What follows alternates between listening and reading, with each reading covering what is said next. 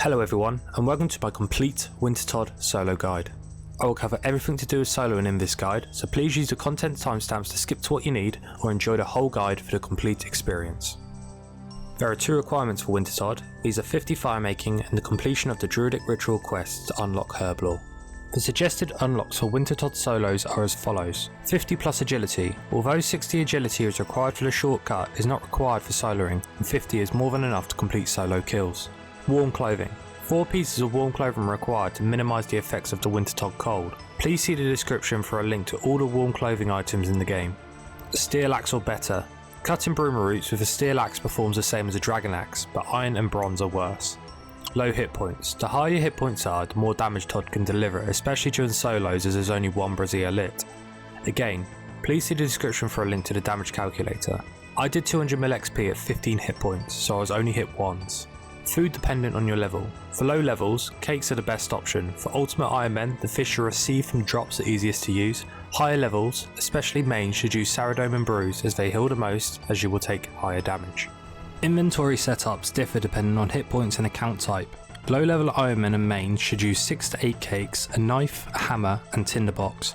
Equip a steel axe or better and wear warm clothing. Ultimate Iron Men should have as little in their inventory as possible. I would recommend getting a seed box before coming to Todd, along with some cosmic and lore runes, which I'll explain why further on in the video. High levels should bring 8 to 12 brews instead of the cakes. To begin, run around the east side of the prison, lighting the southeast and northeast braziers.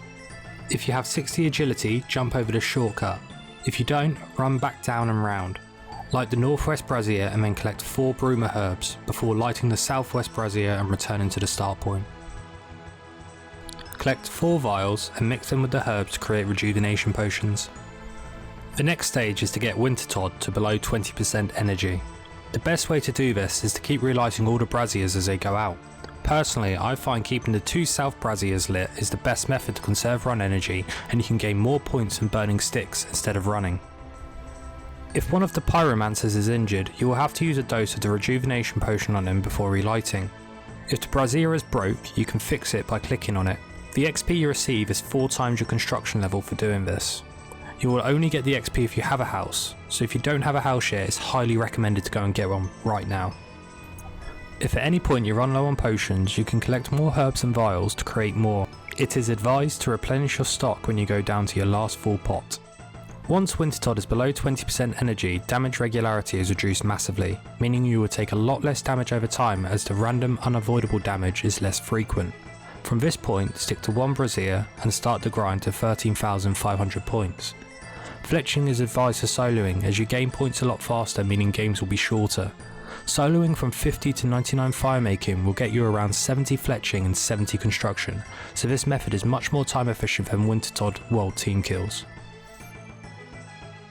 Try to keep Wintertodt above 5% energy. If it drops below, just fill your inventory with logs and fletch.